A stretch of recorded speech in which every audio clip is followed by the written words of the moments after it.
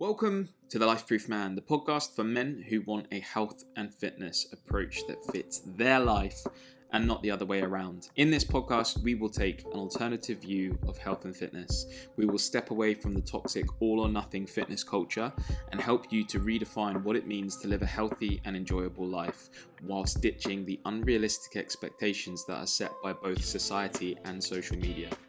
I'm your host, Tom Charles Smith, and in each episode we are going to explore how to create an enjoyable and sustainable lifestyle that makes weight loss the byproduct of living a healthy life instead of being the main focus. So if you're ready to take a health and fitness first approach that allows you to make consistent weight loss progress, consistent fitness progress, instead of always taking one step forward and two steps back, then you're in the right place. Let's get to it. Right, good evening guys, good evening to everyone that is watching back. Thank you for joining if you are with me live. Thank you for watching back if you're taking the time to watch this back. The purpose of tonight's training, how to maximize your training sessions. So we've got some key areas that we want to be covering tonight. Let me just move this out of the way. You won't be able to see this, but that is in the way for me right now. So the first one is, the ultimate goal for this training session is that we want to be able to train effectively in the gym or out the gym, whatever your chosen form of training is. But we want to train effectively and with confidence. We want to gain more of an understanding of why your program is the way that it is. So if you're following a program that I've set up for you on the app, if you're a one-to-one client, which will be bespoke, tailor-made for you. If you're on the Finish Strong program, then it's going to be more of a group program that I would have put together. But either way, you want to gain more of an understanding of why the program is the way that it is, the particular order that the exercises are in, and the particular order of the days of the workouts as well. There's a reason why things are designed as the way they are. We also want to understand how we're going to actually execute your program effectively. So within the sessions, within the weeks, within the blocks, we want to know how we're going to execute everything effectively, and also to understand the barriers that can come your way within the program as well, because there's no such thing as a perfect program.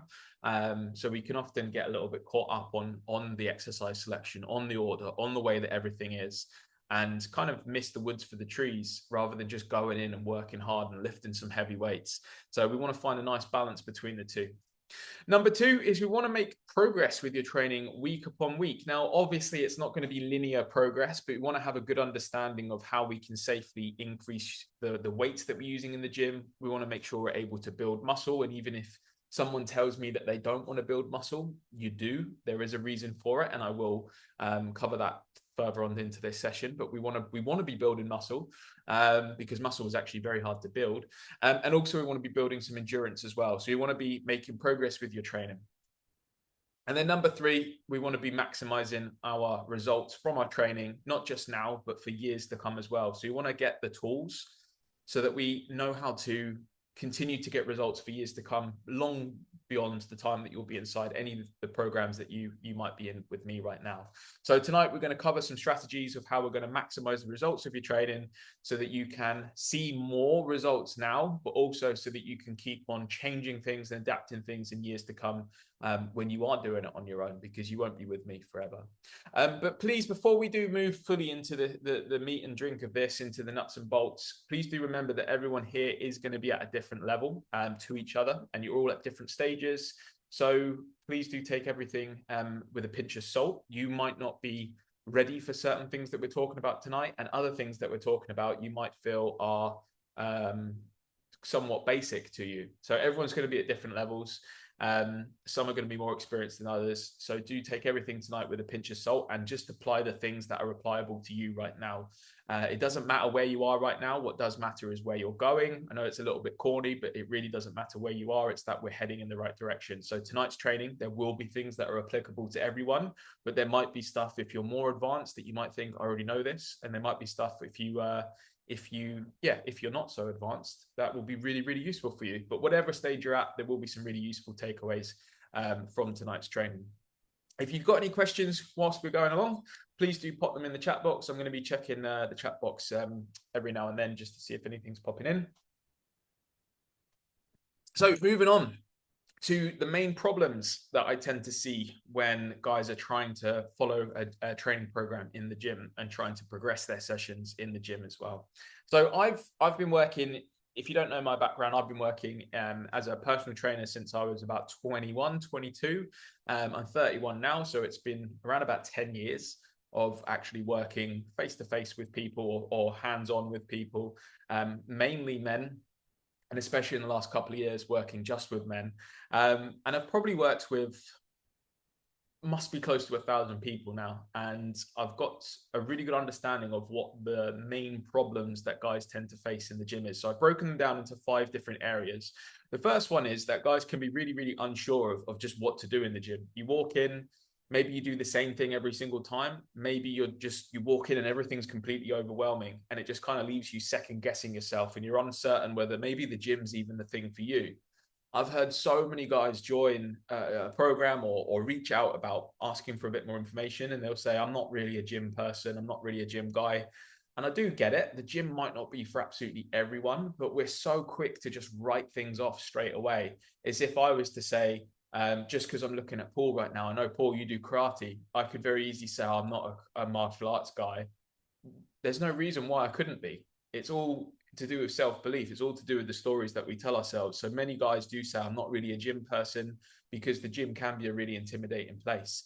But the thing that we want to be making sure we've got in place is that you've all got a plan and an understanding of how to actually execute the exercises and the sessions that you're doing. Because if you go in without a plan, everything that you do in the gym is going to feel daunting, and it's going to feel overwhelming, and you're always going to be unsure what to do in the gym. So no matter whether you feel really like you're just not a gym person, you can become one. That's the ultimate thing to take away from that. Problem number 2 is that once you're in the gym, you're unsure how to progress your strength and how to see or how fast you should be progressing your strength. Sorry. So how fast you should actually see progress, which again leaves you kind of second guessing everything you're doing in the gym, wondering if you're ever going to reach the goals that you've got, whether it might be a certain weight target that you've got on a bench press or a deadlift, not knowing how to achieve the same results that you might see other guys achieving. You quite often will look at someone lifting a really heavy weight and think, how the hell did you ever get to that? Again, with clever programming, with enough time and with enough perseverance, then you can 100% reach those weights that you see those guys lifting in the gym. Problem number 3 is inefficient with time. Guys spend so long in the gym. If you're spending more than an hour in the gym, I don't think that you're doing like what you're doing. Since we spend an hour in the gym, I can generally get a 10-minute warm up, maybe 5 minutes of mobility, get my main workout done, and then do 5 minutes of like using there's a machine in my gym that literally is like a massage machine. It's like a roller, like an electric roller. I can do 5 minutes of that at the end and still have a couple of minutes spare from an hour. It will feel like I'm making the most of every kind of second in the gym to get that all done within an hour. But if you are really, really busy and you feel like you just don't have the time to get into the gym, or you feel like you haven't got the time to spend hours in the gym, it's probably because your sessions aren't being as efficient as they can be. You're not being as efficient with your time as you could be. So you end up having an ineffective workout, or you spend far too long in there. So we're going to be covering tonight how to be more efficient with the time that you actually do have.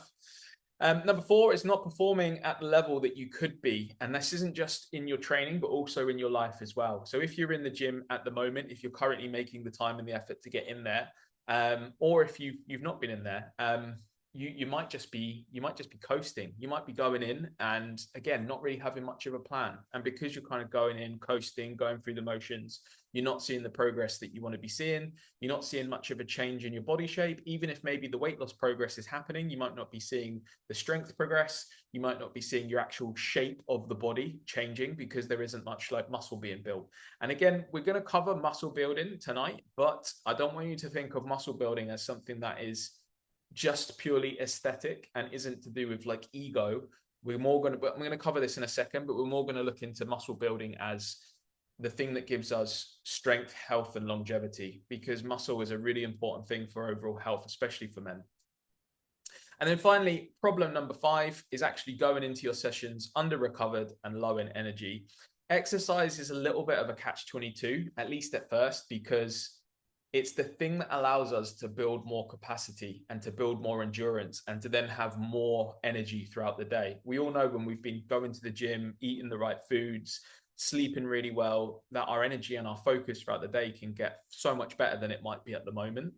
But to actually get into that routine, you need energy to get into the routine. So it can be a catch-22. We're waiting for energy that's only going to come when we spend energy to then go into the gym and get into a routine. So it can be a bit of a catch-22. And I do accept that the first few times, the first few weeks that you might get into the gym, it does feel a little bit like towing a caravan uphill. Like you do feel like it's not coming naturally to you. And then at some point you just feel that kind of moment where you're like, I'm getting the reward now. I'm building that capacity. I'm building that endurance. I'm feeling more energy throughout the day because of it. The important thing to remember is that training itself is a stress to the body. It's a good stress, but too much of anything becomes a bad thing. And the really key thing to remember with training and with exercise is that you don't get fitter in the gym. You don't get stronger in the gym. You don't build muscle in the gym. This all happens after the gym. This all happens during rest and recovery. When you're in the gym, you're actually breaking down the muscle. So you get really small tears of the top layers of the muscle fibers called micro tears.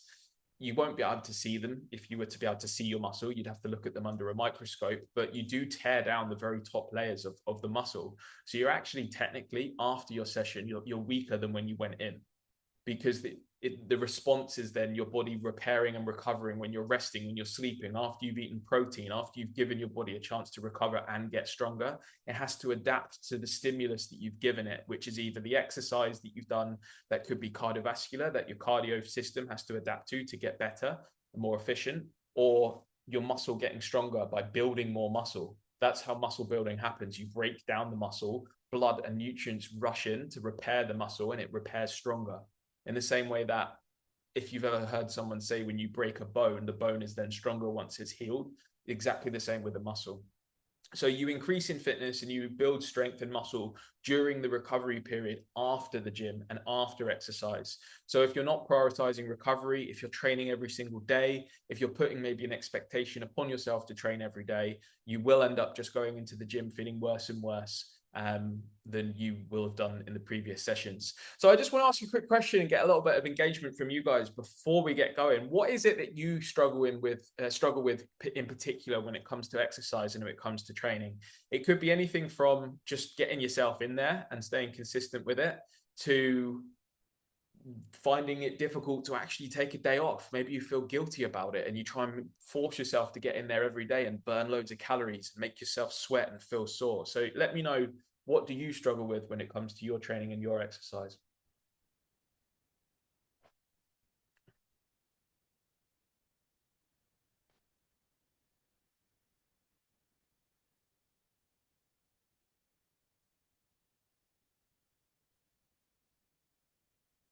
If I was to think for myself, just thinking respectively for myself, mine is probably now finding the balance between training hard and making sure that I'm not overdoing it to then have the energy that I need for the rest of the day to spend on the things that help me to keep the business running and to keep me on top of the stuff I need to be doing for my job.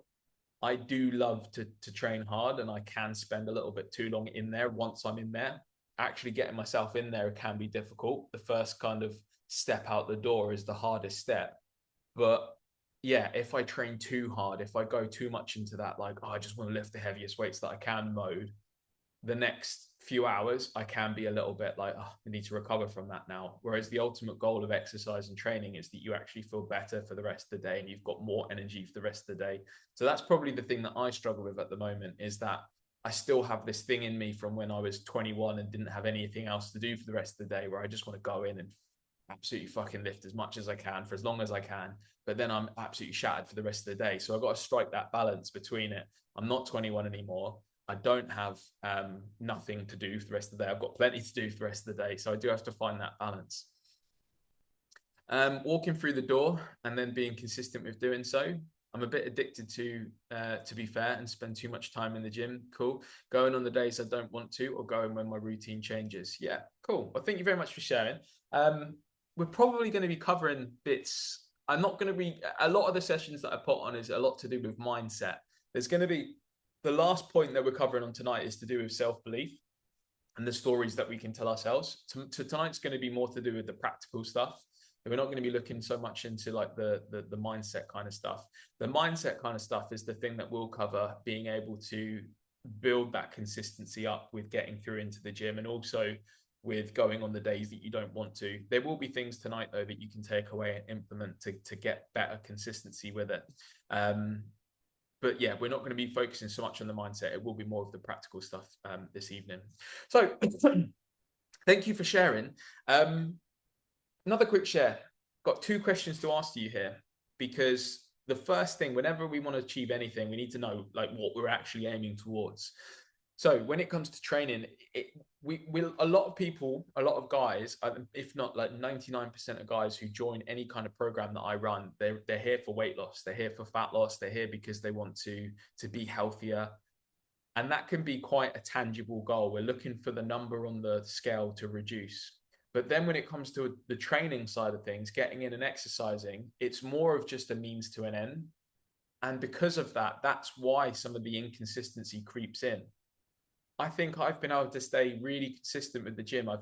This is going to sound so boring, but I don't think I've been out of the gym for longer than a week for the last 10 years.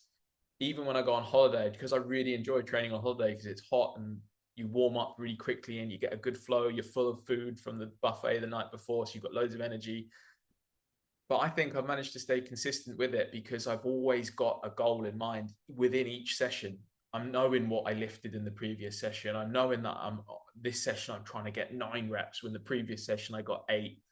So that for me is my stepping on the scales and wanting to see a pound down. And that's allowed me to stay consistent with it, because if I was just to go into the gym and be like, oh, I'm not really sure what I'm here for, that's when I don't feel the need to go. That's when the excuse that I have in my mind of I feel tired, I feel like I can't be bothered to go, it's cold, I'd rather stay at home. That's when that excuse wins. Whereas when I know that I actually want to get stronger, I've got a goal over this next 8 weeks that I'm actually going to put the deadlift on the back burner and prioritize the bench press, that's when I can actually get a little bit more excitement for it. I hope that makes sense. So let me know in the chat box, what training goals do you currently have in place? And if you can't think of anything, this is potentially why there's a bit of inconsistency creeping into your training, because it is just a means to an end, and there isn't really a fire in the belly right now for getting in there and doing something.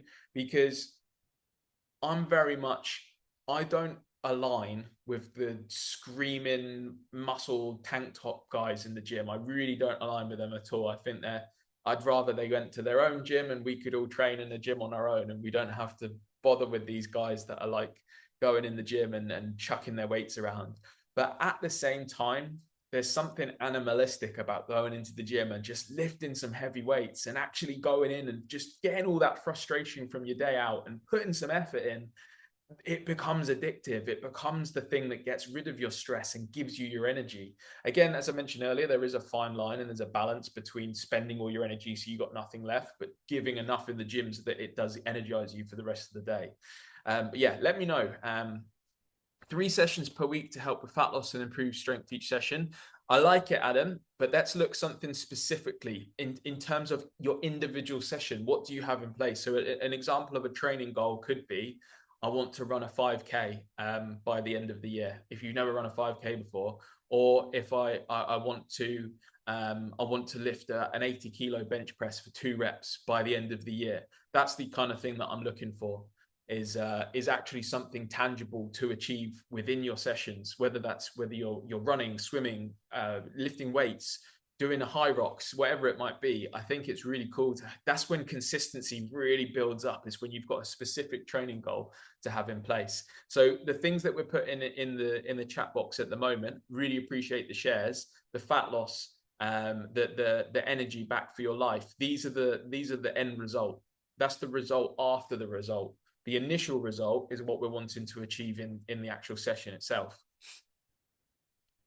Late 50s, so it's about retaining fitness and improving strength. Gaining any muscle is a bonus. Cool.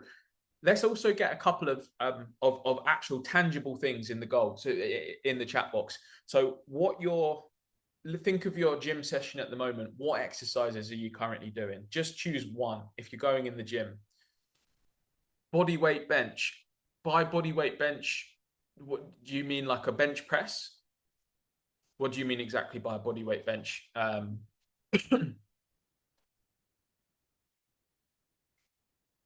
Oh, got you. Yeah. Body weight bench. Yeah, fantastic. So if you're about 90 kilos, then reaching a 90 kilo.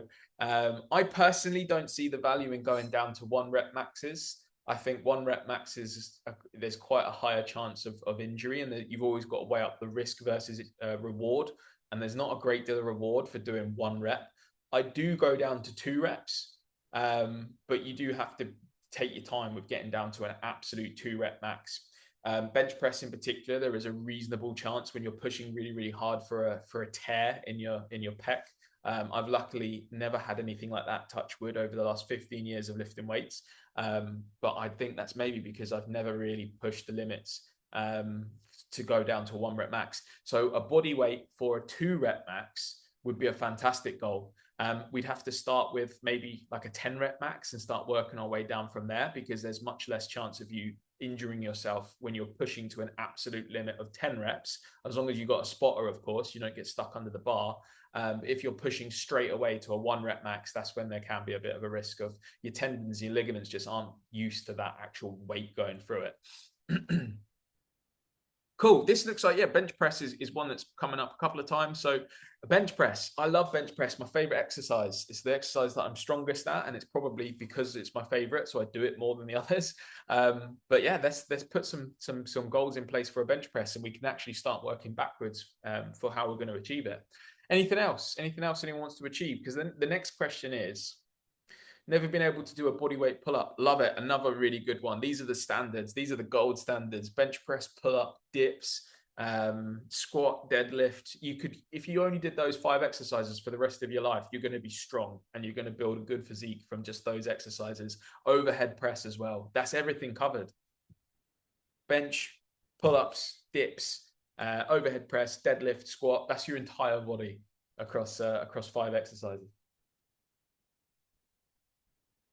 But the next thing I'm asking is, where will you be this time next year? So we've got a goal in place. Then think about where you're going to be this time next year. If you really commit to that goal and you map out your training over the next year, and it will be a year in total, but just thinking about how your training might look over the next year, and think about the progress you can make. If you're making small amounts of progress, it might only be an extra rep every few weeks. It might only be an extra 2.5 kilos every few weeks. But think about the progress that you could make over the course of a year. In terms of, if we look at weight loss, I always use the analogy of, if you lose 1 pound per week, we always think 1 pound per week is very little. But over the course of a year, you're losing 50 odd pounds. Same principle is applied to strength. And strength is a slightly different one because it's not quite as predictable as weight loss can be. It's never quite, you do X, you get exactly Y. But with the right programming, with the consistency, the difference between now and this time next year, if we get rid of this inconsistency, if we stop drifting and going into sessions not feeling like we've got any focus, then you're going to be drastically different. So yeah, think about next year. What will you have accomplished? What strength targets will you have achieved? What fitness potential targets, if you've got a cardio-based target that you want to achieve, what you're going to hit? What training events you may be going to complete? If you've gone through the lab and done the competency questionnaire at this point, there's a question right at the end. And there's one for me to deem someone that has completed the Lifeproof program and has gone all the way through the 4 stages of behavior change. There's one in there that can be a little bit conflicting to some people. And it's, I have booked myself in for and completed a fitness event. Because some guys are like, no, not me, don't want to do that. But I think it's an important thing to do, to actually push yourself outside your comfort zone. It could be running a 5K, a competitive 5K. It could be doing a high rocks. It could be doing a tough mudder. It could be doing anything. I think that's a really important thing to do. So what training events would you love to complete? And right now you might feel like, oh no, that's scary. Good. Get a bit of fear in your sessions, get a bit of excitement, because you can coast. When you haven't got any real reason to show up for something, it's very easy to coast. So think about all of these things. What will your strength targets be like? What will your fitness be like? What training events do you want to do? How do you want your body to look? How do you want your body to feel? Let's not settle for average. Let's not settle for going through the motions. Let's actually believe in ourselves, because if you don't believe in yourself, you won't achieve it. Sounds corny, but if you don't believe in it, you'll never achieve it. So yeah, have a little think about it, write some things down, come back to me if you want, pop them in the group chat, message me privately, do what you want to do. So anyway, before I digress anymore, let's move on to the 5 principles to actually gain a little bit of an understanding of what we're going to do in the gym, how we're going to progress sessions, how we're going to be efficient with the time that we've got. Just reading what Adam's popped there, lifting more than I am now with the scales chart. Lifting more than I am now with the scales chart, now looking like a roller coaster. Not looking like a roller coaster. Good. So you're seeing the number on the scales coming down consistently rather than like that. Gotcha. Understood. That's good. Yeah, that's the ultimate goal, isn't it? Losing weight, gaining muscle, gaining strength. And it's doable. It's probably not so much doable for myself because I've been lifting weights for too long now. I'm probably not going to build much muscle, especially not in a calorie deficit. But for most guys, it's doable. If you've been lifting weights for under 3 years, consistently doable. Right. Let's move into the 5 principles. So principle number 1, I'm just going to take a sip of water. Principle number 1 is setting yourself up for success. There's an old quote with, I think it's Abraham Lincoln, says, if you gave me 5 hours to chop down a tree, I'd spend the first 4 hours sharpening my axe. So it's actually setting yourself up for success and making sure that you've got what you need in place to make the actual session easier. So the first thing, massively overlooked, is to actually get warm. The first thing you need to do when you get into the gym is to warm up. My personal favorite is just to go on the treadmill and to put it into an incline, maybe like 5-6 degrees, and just to walk at a good pace for 5 or 10 minutes. And the goal for this is to actually feel those first few beads of sweat coming through so that that's my actual body temperature increasing to the point where I'm sweating. That's the goal that we want. That's when you're warm, is when you're actually starting to sweat. There's nothing magical about sweat. Sweating more doesn't mean that you're going to have a better workout. You're burning more calories. It doesn't mean anything. But what it does mean is that your body temperature has actually increased enough so that it starts to secrete synovial fluids in your joints. Synovial fluids are the things that actually lubricate your joints so that when you're doing exercise, it doesn't feel like it's kind of creaking and hurting. It just makes you prepared for the session that you're about to do. So that's what you're aiming to do, is to actually sweat a little bit, get warm enough so that you're sweating. At that point as well, your body starts to release some endorphins. You start to actually feel like you're enjoying yourself. So warming up is the most important thing that you can do when it comes to priming your body for the exercises that you're going to be doing, but also to reduce your injury risk. Number 1 most important thing. And it is more important as well than any mobility or stretching that you might be doing. Before I do get into mobility, only ever before your session do dynamic mobility, as in stretches through movement. Don't hold static stretches when you can do it potentially if you're warm and you're sweating, but static stretches when you aren't warm will only increase your risk of injury. Static stretches are for after your gym session. So that's one thing just to clear up. Mobility in itself is something that's a little bit contested amongst fitness professionals. Some people swear by it and say that you have to do it. Others say you just don't need to do it. You can just go and do whatever exercise you're going to be doing, but for a lighter weight.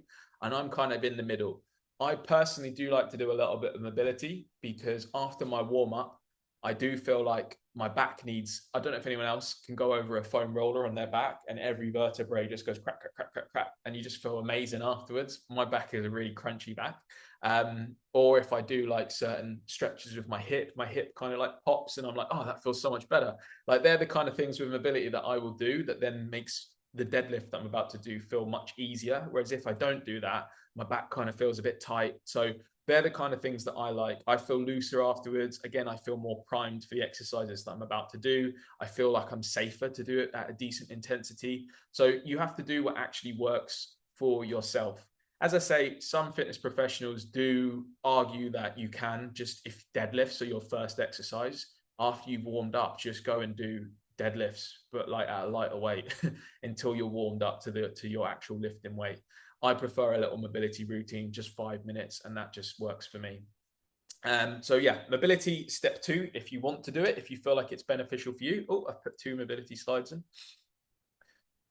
Oh, I think I might have accidentally put that. There was definitely a different slide there, and I can't remember what it was, but never mind. I'll have to go back through there, but I've put mobility in there twice. Principle number 2. So obviously principle number 1 is just making sure you're actually priming yourself for the session. Get warm, do some mobility if you need to, and then we're going to move on to what you do before you actually do your first heavy set on whatever exercise you're doing.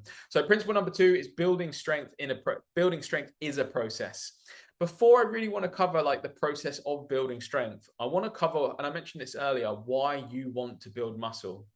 A lot of guys do say to me, oh, I don't want to build muscle. I don't want to get too big. I promise you, you're not going to get too big. You're not going to accidentally build a load of muscle. It's one of the hardest things you can do at building muscle. But you do want to build muscle. And I promise you, you do want to build muscle. Even women, when you're in the gym, want to build muscle, because as you get older, your muscle will waste away. Why do you think so many old people are using Zimmer frames or in mobility scooters? Because their muscle wastes away. And I'm going to show you something in a second of how much muscle wastes away. But after the age of 30, so myself included at 31, after the age of 30, for every decade that passes, you lose about 8% of your muscle mass. So think about how that compounds decade upon decade, especially as our testosterone rates decrease, which is the thing that allows us to hold on to muscle. So you want to build muscle, you want to build strength, or otherwise you will end up in a care home being looked after and someone getting you on and off of the toilet. The number one reason that someone goes into assisted living is because they can't do basic things like get in out of bed or on and off the toilet. And that means that they've lost the ability or lost the strength in their legs to be able to do 1/2 of one body weight rep because they can't go off the toilet. You can't do 1/2 of one body weight squat. Whereas if you actually use the muscle that you've got and prioritize building and maintaining strength, and I'll show you in a second, you can hold on to, and in some cases, build the muscle that you currently have and build upon it and not lose any of that muscle right up into your very late ages if you do things in the right way. So I'm telling you now, you want to build strength. No matter what you're saying to yourself, you want to build strength, you want to build muscle. And here is why you want to build muscle. And I think I've just got ahead of myself here. But this is what I just mentioned a second ago. So this is an MRI scan. Some of you, if you've been with me a while, thinking about Matt has probably seen this before. But this is an MRI scan of a 40-year-old triathlete, a 70-year-old triathlete at the bottom, and in the middle, you've got a 74-year-old sedentary man. So what you're looking at here is you're looking at the muscle mass here, this little darker area. That's the femur or the thigh bone. The little lighter area here is fat or adipose tissue. And for the 74-year-old sedentary man, sedentary just means doesn't do any exercise. So they've obviously been retired for maybe at this stage, maybe 10 years. It wouldn't be 10 years at this time because I don't think you retire till you're probably 68 now. I don't know what it is. But look how much, that's the muscle that it would have been when he was 40, potentially. And that's what's left. I would be very surprised if the man that this MRI was taken from could walk. I would imagine he's probably being helped on and off the toilet kind of stage. All of that is fat. So the actual size of the thigh probably hasn't changed much, but he's essentially lost his muscle and gained the fat.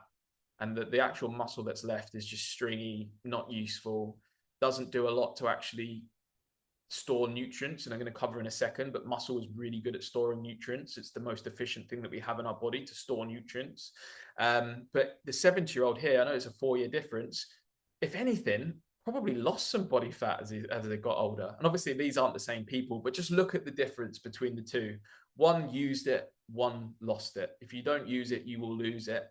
And that's the number one reason why I think we should be training and should be trying to build strength and trying to build muscle. Because as you get older, you're going to be looking after yourself. You're going to be a great example to everyone. You're not going to be a burden to everyone as well. And yeah, as you can tell, very passionate and a big advocate for strength training, building muscle from now to the rest of your life. In fact, I've skipped on a little bit too early there. Just to go back to the point that I mentioned about muscle being one of the best things that we have to store nutrients. So what I mean by that is type 2 diabetes is caused when your blood sugar levels are uncontrolled. And when you have uncontrolled blood sugar levels, that's when you get into complications of people have like toes removed and feet removed and things like that because the blood becomes toxic. When you have metabolically active tissue like muscle, the sugar in your blood gets shuttled into the muscle. So if you've got muscle that gets regularly used, it becomes more sensitive to the muscle being shuttled, to the sugar being shuttled into the muscle. If you think about the word carbohydrate for a second, now I've covered this before for some of you, but think about the word carbohydrate. This isn't technically the reason why it's called carbohydrate, but this is a really good eye opener for where the word carbohydrate is originating from. But carbs with hydration, carbohydrate, carbs with hydration. For every gram of carbs that you eat, your body will break it down, turn it into sugar.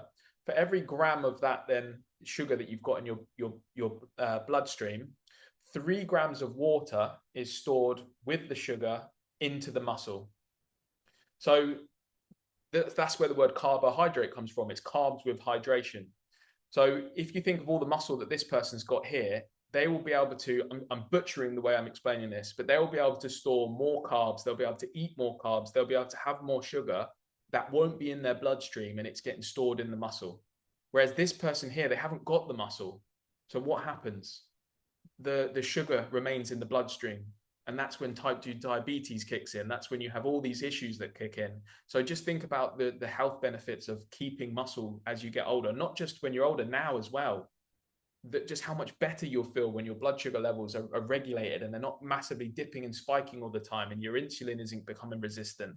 So, or you're not becoming insulin resistant. So these are the reasons for why we actually want to be building muscle. And when you don't have metabolically active, like this muscle here that doesn't get used, the sugar wants to get into this muscle, but it's a little bit like knocking on the door and no one's letting it in. But when you've got muscle that's used regularly, sugar is constantly coming in and out for you. It's being used for energy, or it's being stored for later.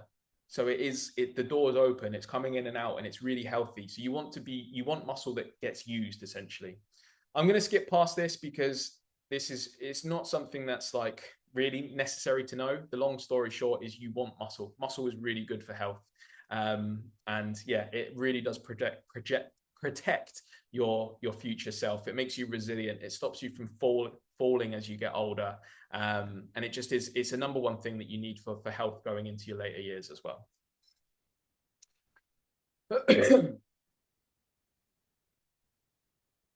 Little sip of water. Right, moving on to principle number 2. What weight do I use? Or a second part of principle number 2 anyway. So what weight to use? When you begin any new gym program or any new exercise, I like people to more err on the side of caution when you're trying to choose a weight.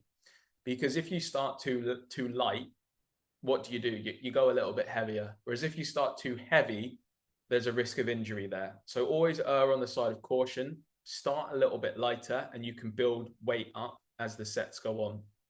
Your warm-up set always wants to be your lightest. So let's think about the actual gym session so far. We've got ourselves into the gym. We've warmed up to the point where we're feeling those beads of sweat coming through, which means your body temperature is actually elevated. The synovial fluid in your joints are flowing. You're feeling loose. You're feeling ready for your session. You maybe have done a little bit of mobility. You're now ready for exercise 1. When you look at your program, if it's a program that I've put in for you, it could be your upper body day. Exercise 1 could be your bench press. So you look at your bench press, it says 3 sets of 10 or 3 sets of 12. That's kind of your standard. 3 sets of 12. The first set that we want to do, we're not just going straight into our heaviest weight that we can do for 12 reps.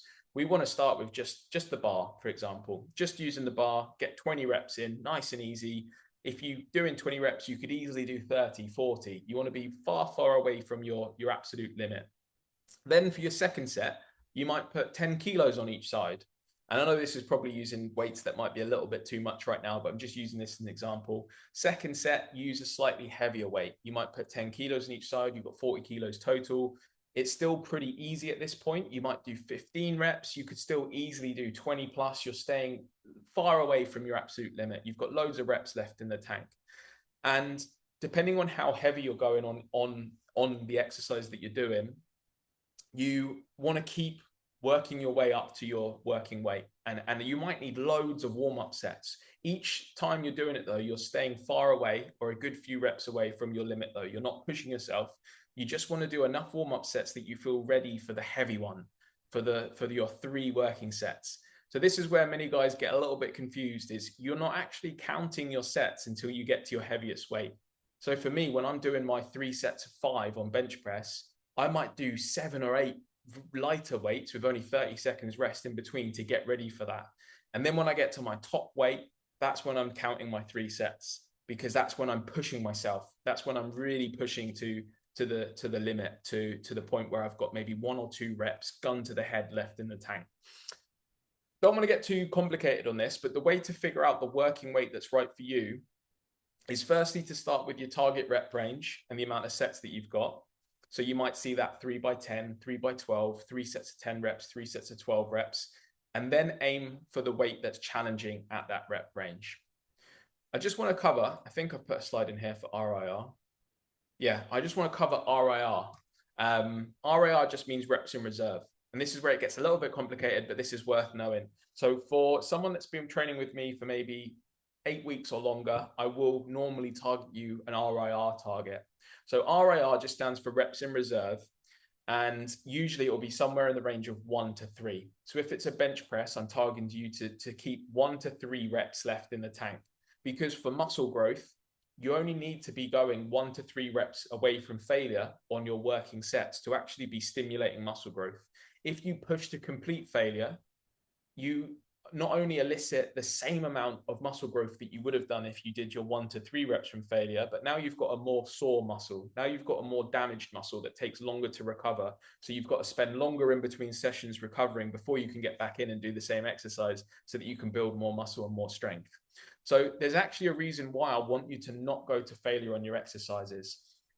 This is, I have to say, the caveat with this is, and I'm going to loop around in a second because I know I'm giving you a lot of information here. The caveat to this is, when I say reps in reserve, I am talking gun to the head. If I was to hold a gun to your head, how many reps can you get out? You're stopping 1 to 3 shy from failure. There was a study done years ago where they initially told guys, right, we want you to stop 2 reps from failure, and they counted how many reps they got out. And then they did it again the next day. And there were guys in there that stopped 10, 12 reps shy from failure. They really forced them the next day. And there were guys in there that were stopping 10 or 12 reps away when they thought they were stopping 2 reps away. So you see the look on this guy's face. That's the look that you should be having on your working sets, on the sets that you're really trying to challenge yourself. That's what stimulates muscle growth. That's what stimulates strength gains. So I just wanted to cover RIR, reps in reserve. That's what that means. When you see RIR of 2, that means RIR, reps in reserve of 2. So if you've got a set that's targeted of 12, you could do 14. But when I say you could do 14, that 14th rep is, the bar is barely moving to be able to get back up again. You're shaking, you're screaming, like, not screaming, I hope no one screams in the gym, but that's how hard you're working. I'm going to skip past this because I know this can be a little bit complicated to try and understand. It can be a little bit repetitive. But one thing worth adding before I do skip past this is leave your ego at the door when you go to the gym. Honestly, no one cares. No one gives a flying fuck what you're lifting in the gym. And if they do, then they're a bit of a dick, really. Like 90% of the guys, when I'm looking around the gym, are lifting too heavy. They've got terrible form. They're using momentum. So if they're doing a lat pull down, they're leaning forward, pulling the bar down like this, rather than just controlling it. They're using momentum. They're using a rubbish range of motion. So they're not actually stretching the muscle and squeezing. They're just doing it like that. So they're not actually using the proper range of motion or stimulating the muscle to its full capacity. So just leave your ego at the door. Really focus on the weight that you can lift that challenges you for the rep range that you're trying to aim for. If you lift too heavy with bad form, you also risk injury. Best case scenario, you might just waste your time because you're not contracting the muscle properly. You're not stimulating it to grow. You're not stimulating it to get stronger. So just a quick recap. I think I put a recap in here. Yeah, so quick recap. Get yourself warm, do some mobility, which is optional, but I personally like it. I do recommend it, especially if you've got niggles, and I can give you some specific mobility to do if you do have niggles. Get your warm-up sets in. When you're on your first exercise, especially, get your warm-up sets in. If you're targeted 3 sets of 12, don't just go straight into your 3 sets of 12. Actually warm up with the same exercise with a lighter weight. And then when you get to your working sets, those are the ones that you track. You track them on the app so that you can then go back to that session next time, see what you did the week before, and try and add another rep on. You won't do every week. You won't be able to lift a heavier weight every week, but that's the end. That's the goal, is that you look what you did previously. It's also worth mentioning that if later in your workout, you've got another exercise that hits the same muscle group. So if you had bench press as exercise 1, and then you had pec fly as exercise 4, you probably can go maybe straight into your top weight, because you're warm at that point. You're not going to be too much of a risk of injury, especially not an exercise like a pec fly. It doesn't put quite as much load and strain over the pec muscles. You might do one warm-up set, for example. So moving on, because that's quite a lot of information I've just given you on that one, but it's important to understand this stuff if you're going to be progressing further down the line. Principle, we're still on principle 2, but the next section of principle 2 is not all strength is the same. Quick sip of water. Not all strength is the same. There are going to be certain exercises that you will find you progress with really, really slowly, and others that will progress really, really quickly. So let's get a couple of shares in the chat box. If you've got any experience in the gym, which exercises do you find that you make really fast progress with? And which exercises do you find that you just feel you've been lifting the same weight forever? Let's get a couple of shares.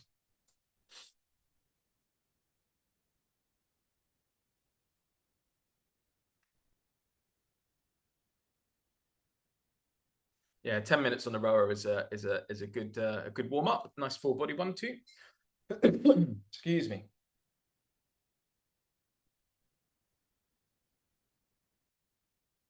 So if that last section has kind of lost your attention a little bit, let's regather, because I know the last one was very information heavy.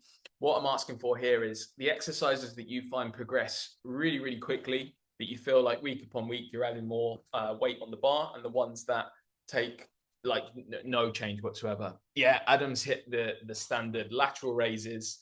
Lateral raises are the ones that you will see 1 kilo go on over 5 years. And Rich has said it as well. Lat raises definitely slow. Lat pull down, love this. Bicep curl, really frustrating. Yeah, it's another good example. So just taking Matt's example there, lat pull down is what we'd call a compound exercise. So a compound exercise is just defined by it's using more than one muscle group, but also more than one joint.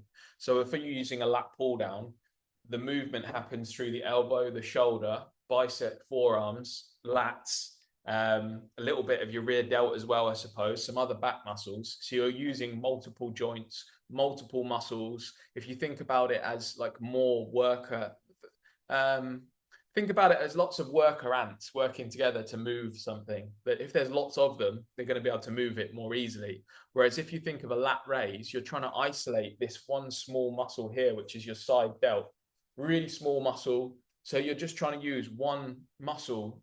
So like one worker ant, terrible analogy, but you're obviously not going to be able to move things as easily. So you will find that some exercises you can progress really, really quickly, the compound exercises, whereas the isolation ones, like your biceps, you do use your forearm as well, but smaller muscle groups, you will find frustrating because they will gain strength a lot slower. I think for me, triceps, back, bench, slow. Shoulder press, dumbbell or barbell, slow progress. Interesting. Certainly not wrong whatsoever. I would like to potentially look at the session and see. I reckon we could definitely see some good increases on things like back exercises, bench press. These are the compound movements that we can see some good progress with. What tends to happen is we can either go into a session and push ourselves in every single session, because our natural inclination is like, I just want to push myself. But because we push ourselves to failure every time, we don't give ourselves that little rep in reserve to be able to grow into in the following session. I hope that makes sense. And also, when you are pushing yourself to failure, you are causing damage to the muscle, and you can end up having to spend longer recovering. And if we go into our next session and we're not recovered well, then we're never going to be able to progress on it. So you just spend, and I see guys in the gym for years lifting the same weights, doing the same thing, because they're just not doing it in the right way. So there'll be certain exercises like your lateral raises, that will be almost impossible. Like, you're just going to be adding one rep on over a couple of years, because you reach a ceiling with what it's capable of. But things like bench press, deadlifts, squats, your lat pull downs, your bent over rows, these are stuff you should be able to see some decent progress on, if you're following like a good program that's targeted around reps in reserve, and making sure that you are tracking your progress over time as well.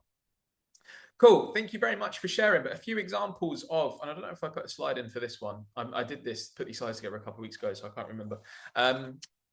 Some examples of the compound exercises, ones that you should see some good progress on if you're doing things in the right way, is squats, deadlifts, rows, lat pull downs, pull-ups, chin-ups, bench press, hip thrusts, leg presses, things like that, Romanian deadlifts. These are all the compound movements. Whereas isolation exercises that can be really hard to make progress with are lateral raises, rear delt fly, reverse grip curls, skull crushers, triceps, things like that. Things that do use more so one muscle group at a time, and one joint in particular. A little bit of an outlier though, one thing that you might find, and Paul's mentioned it there, is the shoulder press on dumbbells or barbell. Because it's an overhead movement, even though it's like a multi-joint, multi-muscle movement, the overhead press is using your shoulders, it's using your triceps, it's using obviously your shoulder joint and your elbow joint. It's above your head. Anything above your head, especially when you're stood on your feet, is really, really challenging. A lot of people have restrictions in their shoulder mobility as well. So that's one that's a bit of an outlier, is that can be really hard to make progress with if the foundation of the shoulder isn't in place. So yeah, it's important to understand not all strength is the same, and don't get frustrated if you think that you're doing something wrong, because you might not be. It might just be that lateral raises, they're just really, really difficult to make progress on. There are different things that we can put in place. So with lateral raises in particular, because we can get stuck for years lifting the same weight for the same amount of reps. If you currently are stuck on a particular weight with your lateral raises for say 12 reps, instead of doing 3 sets of 12 and just trying to do a little bit heavier, or trying to do 3 sets of 13, you could do something called a cluster set. So a cluster set is where you do 3 mini sets of 5, and that would count as 1 set. So you would do 5 reps, wait for 10 seconds, do 5 more reps, wait for 10 seconds, do 5 more reps, and that would be set 1.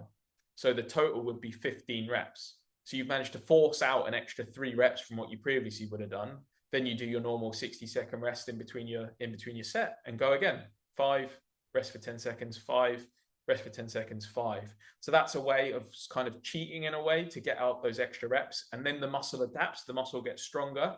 And over a few weeks, you can then do a slightly heavier weight for 12 reps. And that's how we can get around the limitations. So with some clever programming, some clever little tricks that we can put in, you can build up strength on stuff that you feel that you've reached your limit on. Does that make sense? I'd love to just get a quick yes or a 1 or something in the chat box for that. Does that make sense? Using the lateral raises as an example. Has anyone heard of a cluster set before, or done cluster sets before? Excuse me. Cool. And this is why it's important to also be tracking our data as well. 5 by 5, cool. If we're tracking our data, we can then look at what we've actually been tracking, and then know the limitations that we're at, so we can then put things in place to overcome it. Chess. So knowing when to make your next move. I mentioned this one earlier briefly. So we can't always be making progress across every exercise all the time. We might have to be focusing on like one exercise that we might want to progress. So if we've got a 4-week block or a 6-week block, there might be a focus on your bench press. And because there's a focus on your bench press, that means that your overhead press, we're just going to put on the back burner, and we're just going to maintain it, or even do a little bit less than we could do, because we want to prioritize and retain our energy for the bench press. And it might also mean that your deadlift, we're not going to be giving your absolute max to, because it's not just your body that gets fatigued, it's your central nervous system that gets fatigued as well. So think about your programming as like playing a game of chess. We're not going to move everything all at once. We're going to pick and choose what we're going to move, so that we can put other things on a back burner. And then the other thing that we've progressed, we put on a back burner, and we choose something else to make progress with. That's often how we have to do it.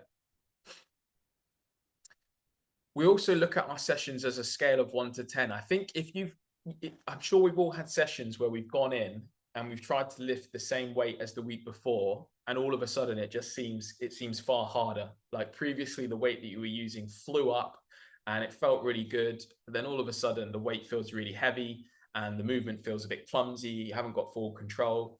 Firstly, do make sure that you're actually using the right weight. The amount of times that I've thought, Christ, this feels heavier than last week, and then I've looked at the bar and I've accidentally put more weight on. That's the first thing to check. Secondly, there are just days where this can happen and there might not be a reason for it. For women, this can often be during the luteal phase of their cycle, which is the second 2 weeks of their cycle. They haven't got much testosterone, or I think it's estrogen either. It might be progesterone. I can't remember really. But they haven't got the hormones that make them stronger like we have all the month round. But it might be down to other things like sleep, just general energy, the amount of food you've eaten, the amount of stress that you're under, the amount of glycogen that you've got in the muscle. As I mentioned, carbs are turned into glucose, which is then stored in the muscle as glycogen. It might have been you haven't eaten for a few hours, that your timing around your meals there is room for improvement. I like to eat between 1 and maybe 1.5 hours before I go into the gym, or otherwise I tend to feel a little bit weaker. Not everyone's the same. Other people like to eat 3-4 hours before, and that's when they find that they get the best energy. But also your mood, your mindset, and most importantly, your sleep is really going to affect it. But general fatigue as well. If you've been pushing really hard for a few weeks, you might just need a week off from the gym, or you might need a week where you're going in and just doing something fun and having what is called a deload, and so that you can take a step back to go 2 steps forward. I've realized that this training is getting a little bit long, but principle 3, this is principle 3 out of 5. I'll try and get through these as quick as I can. Monday, weekend dependent, same exercises. Thursday, better. Is that so? Depending on how your week is, you will have a better day on the Thursday than you will on other days in terms of like your energy that you've got in the gym. Is that what you're saying? Yeah, cool. Principle number 3 is gaining the most from your program. So when you go into your program, the first thing we're looking at is the goal of the exercise. So when we're training, there's always a specific outcome for every exercise that's in there. It's not just in there because it's fun to do. It might be, but it's the goal behind it is that it's looking to achieve something. So if there's a bench press, it's to increase your pec strength or your pec size or your mobility through your shoulders. We don't just kind of play mix and match with a random bunch of exercises. They are in an order for a reason, and they've been chosen to be in that order because of a specific reason. And our goal is that we can make progress through multiple training blocks over a longer period of time. We're not just looking for the next session. We're thinking about a year ahead, 2 years ahead. And when we add all of these blocks up together, the difference in where your strength can be incredible. So we want to understand that you're doing what we want to understand why you're doing what you're doing, so that you can further on into your life see in your mind what that roadmap looks like, so that you can think, when I get these blocks together, this is where my deadlift's going to be, this is where my bench press is going to be, so that you know how to progress things further and further the longer you get into this. We then want to look at the goal of the session. As I mentioned, when I'm writing your program, when I'm writing your training blocks, there is an outcome that I've got in mind of what I want you to achieve by the end of those 4 weeks or the end of those 6 weeks, depending how long it is. There will be a day where we focus, as I mentioned, on a particular exercise that we're trying to make progress in across the entire block. But there's normally a day within the session that we're focusing on a particular muscle group. So there might be an upper body day where we're focusing more on chest. There might be an upper body day where we're focusing more on back, or there might be a lower body day where we're focusing more on hamstrings and glutes. So there will be a goal for the particular session as well. And then we want to make sure we're looking at the goal of your overall training. So this is that longer term goal, the goal of what you actually want to achieve. So your 12-month goal that we can then work back from, and to know the purpose that training has in your life that goes beyond just wanting to look a different way. So as I've mentioned, I've covered many things about future-proofing yourself, making sure that you're staying independent as you get older, but also so that you can be the best you can be at work, or to be the best dad that you can be, or to have most confidence, just to be free of pain, to be able to move well. Whatever it is, that's the goal that you want to keep in mind, and that's the thing that we always work back from. So we start with the goal of your training, then the goal of your block, the goal of your session, and then the goal of each exercise that you're doing. So everything that you're doing has purpose behind it. Principle number 4, we are getting towards the end. I have run over a little bit here, but there's been a lot of detail in tonight's session. So thank you for sticking with me.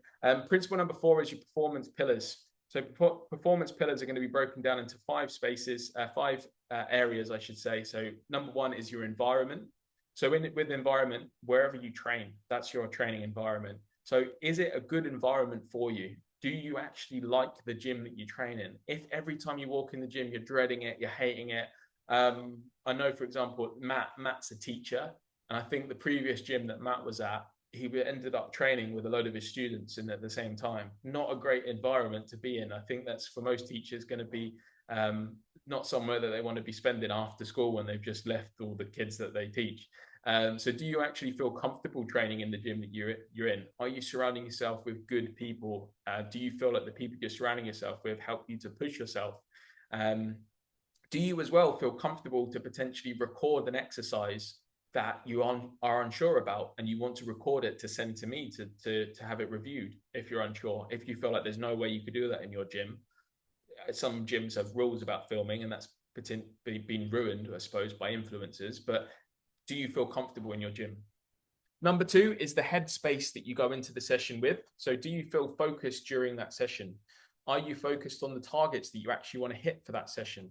Are you thinking of the overall bigger picture of your training, like what you're doing this for? Are you trying to leave your outside world and your stress outside of the gym and going into your session with a fresh mind, and using that session as a chance to get that stress away and to get all of the outside noise quieting down? Do you have a really good gym playlist that fires you up? That's really important. Going into the gym with a really good gym playlist with a load of Eminem or something like that definitely makes the session a lot better.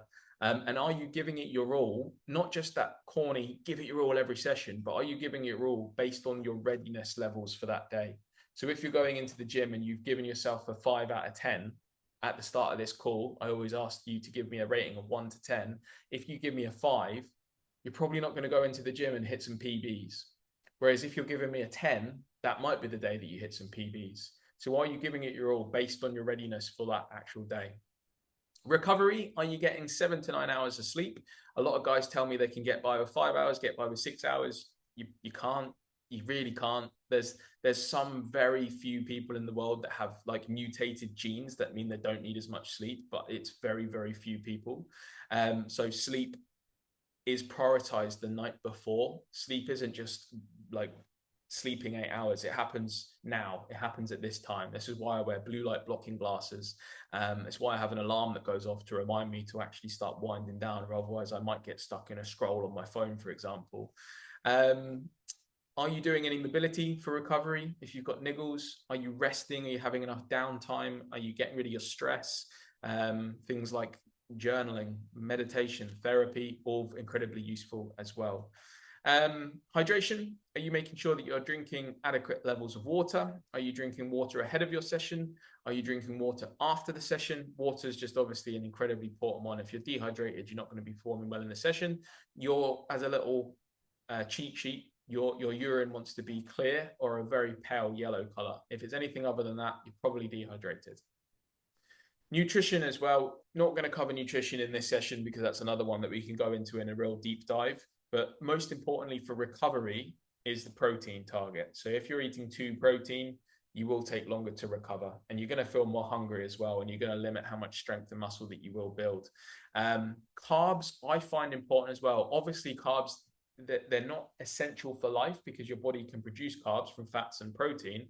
But I personally like to eat a decent amount of carbs. I like to have 100 grams of oats before I train, 1 to maybe 1.5 hours before I train. That leaves me feeling my best in the gym. And I make it a mixed meal as well. So a mixed meal means that it has all 3 macronutrients: carbs, proteins, and fats. So my go-to before I go in the gym will be a bowl of oats, 100 grams, with a scoop of protein powder in there, make it like a nice cookies and cream flavor, and then about 30 grams of peanut butter. So now I've got protein in there, I've got carbs in there, I've got fats in there. It settles really nicely in my stomach. I might have a banana in there as well. Finally, principle number 5. I forgot to move the slides on there. So as I mentioned, 1 to 2 hours before training, aim for a carb-rich mixed meal. So lots of carbs. If you can get some fats and protein in there as well, ideal. If training first thing in the morning, just make sure you hydrate. If you drink caffeine, caffeinate. Consider some electrolytes. So like salts, potassiums, magnesiums. That's if you are training really, really hard. I don't even take electrolytes most of the time, but I know some people swear by them. And aim for slow release carbs. So things like oats. If you're having rice, it's more of the whole grain, brown rice, brown breads, things like that. The white products, so white breads, white rice, they spike your blood sugar a bit quicker, which means you then crash a bit quicker, and you want your blood sugar to be a bit steadier for steadier energy throughout the day. Final principle, thank you so much for sticking with me. We're coming up to the 70-minute mark now. So the final principle is, as I mentioned at the start, this isn't a training that's a mindset training. This is more of a practical training, or to do with practical stuff. But we are going to look around your beliefs and behaviors around training, because we do talk ourselves out of things so quickly. As I said earlier, we can talk ourselves out of the actual gym by saying, I'm not a gym person. I'll never be a gym person. When in reality, it's just a belief that we hold for ourselves that is actually, unless something goes against the laws of physics, it is possible. Unless something physically goes against the laws of physics, then it is possible. And I think that might be an Elon Musk quote. But when you look at Elon Musk, whatever you think about Elon Musk, without digressing, he genuinely believed that he was going to send a rocket to the moon, or whatever he's doing. And he built a business that allowed him to do it. So whatever is, as long as it's not physically impossible, you can do it. And each of us, including myself, will have limiting beliefs around training, around exercise. So a common one is just talking yourself out of things before you've even given it a go. So if you ever catch yourself saying, oh, I can't do that, I could never do that, I could never achieve that, just question it and think, is there any real reason behind why I couldn't do that? Or am I just holding myself back? You say things like, I won't be able to train that many times, when in reality, you might have, and I never will say we've all got the same 24 hours in a day, because we don't, but we do waste time. All of us waste time. I waste time. I know some really busy guys that waste time. You might be able to get 2-3 sessions in a week when you're telling yourself that you can't. If you want to get better at something, you do have to give it the time that it needs. Gaining strength and muscle whilst losing body fat. I did mention this earlier. That's the ultimate goal. If you are seeing the number on the scales decreasing whilst the number on the barbell is increasing, then that's the ultimate goal. We do want to be gaining strength while we're losing body fat. If we're seeing consistently strength decreasing, then that's an issue, because that does potentially mean your muscle mass is decreasing. When you're in a calorie deficit, there is the risk that you will lose muscle as well. But if we can negate that, I don't know if negate's the right word, we can stop that from happening if we do make sure that we are lifting weights and getting stronger at the same time. So realistically, unless you're an elite level bodybuilder in the final few weeks of your prep to go on stage, you should still be able to gain strength whilst losing body fat. It might just mean that you have to make sure you're eating enough protein, and that you're managing your recovery, you're managing your fatigue, and that you're not in too big a calorie deficit. But as I say, unless you're a bodybuilder in the last few weeks where your calories are really low and you're really fatigued, you should be able to gain strength and gain muscle whilst losing body fat. Behaviors. So a few things to round off. I just want to share a few principles that I have in place that allow me to get the most out of my training, but also to make sure that I get the training done as well. As I say, I don't think I've had more than a week out of the gym over the last 10 years, if not longer, which sounds really, really boring, but it's a part of my life now. And I do have the odd week off, maybe 5-6 times throughout the year, because that is necessary. But number one is to be adaptable, but don't lose structure. So make sure that if you go into the gym and you genuinely are just so pushed for time, get what you can done. I would say 1 out of 5 sessions that I do, I just do the first two exercises. I don't do that on purpose, but I just go into the gym and maybe something crops up. Maybe someone books in for a call. I've not seen that I had a call at this time, or maybe I genuinely only got 20 minutes. So I just go in, instead of doing the 6 exercises that I've planned, I do the 2 ones that give you the biggest bang for buck anyway. So I might do my bench press and chin ups and go. And I still feel like I've made the use of that time that I've done. So be adaptable, but don't lose structure. Don't just go in and wing it. Actually do the first 2 exercises that you had planned, because something is always better than nothing. Book out your, oh, I've got the wrong slide in place there. I've done terrible with these slides. I've missed that one there. Book out your training sessions. So think of it as if you're booking it in with like a personal trainer, for example. Book them out, like book it into your calendar, make it a non-negotiable. It's happening. It doesn't matter what comes up. That's gonna, obviously there might be a few things that crop up, but make sure it's a non-negotiable, or otherwise it will just become another thing that gets pushed further and further down your list of priorities. So make it a priority and book it in, put it in your calendar, schedule it in with the missus, tell her this is happening. Make sure you actually and make it a priority. Overloading a fatigue system never ends well. I mentioned this earlier, but stress, training is a stress to the body, and too much of a good thing becomes a bad thing. So too much lifting weights, too much exercise will just become negative to the body. So if you're already feeling fatigued, if you're already feeling really stressed, sometimes that's not the best time to be pushing for a PB. As I said earlier, give yourself that rating out of 10. If you come onto this call and say you're a 5 out of 10, you probably don't want to be pushing for PBs. You probably just want to be getting into the gym and moving. Whereas if you come out a 10 out of 10 and you're feeling good, push for the PB. And final thing, corny as hell, but it's you versus you. When you go into the gym, you're not competing against someone. It is you versus you. And a lot of the time it's you battling with your own limiting beliefs, your own self-belief, your own stories that you tell yourself. Do I want to do this? Can I be bothered? So with your training, it is you versus you. I can't do this for you. I can want it as much as you want it, but I can't do it for you. So when you go into the gym, think about how you can outperform yourself. How can you focus on the next step that's in front of you? A little bit like building a wall. If you were to build a wall, just focus on laying the next brick as perfectly as you can until the wall is built. Don't focus on building the entire wall, just focus on laying the next brick. You know that the overall goal is to build the wall, but you don't focus on the wall, you focus on the next brick. So yeah, just be careful with your sessions that you don't go through the motions, that you actually have a reason behind you're doing what you're doing. And that is it. Thank you very much for joining, guys. My throat is actually a little bit sore from that because I just talked at you for an hour and 15 minutes. But thank you very much for joining. If you have any questions, now is the time to ask. Feel free to unmute your mic or to pop it in the chat box. I hope you found that useful. This is just adapted and grown in terms of as a session over the last couple of weeks because I kept putting this back. This was meant to be a session that was on the 2-week reset. So I've just added more bits in.